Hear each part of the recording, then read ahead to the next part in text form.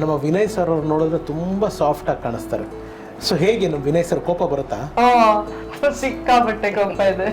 ಎಷ್ಟೇ ಸಾಫ್ಟ್ ಇದ್ದಾರೆ ಅಷ್ಟೇ ಕೋಪನೂ ಇದೆ. ಜವಾಬ್ದಾರಿ ಅನ್ನೋದು ಲೈಫ್ ಟೈಮ್.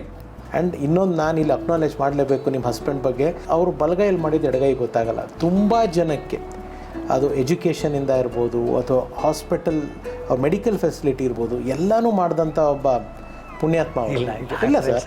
ಸ್ನೇಹಿತರೆ, ಕೆಲವು ಸರಣಿಗಳು ಮುಗಿದಾಗ ಮನಸ್ಸಿಗೆ ಅಯ್ಯೋ ಮುಗಿದೋಯ್ತಲ್ಲ ಅಂತ ಅನಿಸುತ್ತೆ. ಅದೇ ರೀತಿ ನಮ್ಮ ವಿನಯ್ ಸರ್ ಅವರ ಸರಣಿ, ಶಶಿಕಲಾ ಅಮ್ಮ ಅವರ ಸರಣಿ, ಅದ್ಭುತವಾದ ಊಟ ಮಾಡಿದ್ವಿ. ನನಗೋಸ್ಕರ ಪಾಪ ವೆಜಿಟೇರಿಯನ್ ಫುಡ್ ಮಾಡಿದ್ರು ಅವರು.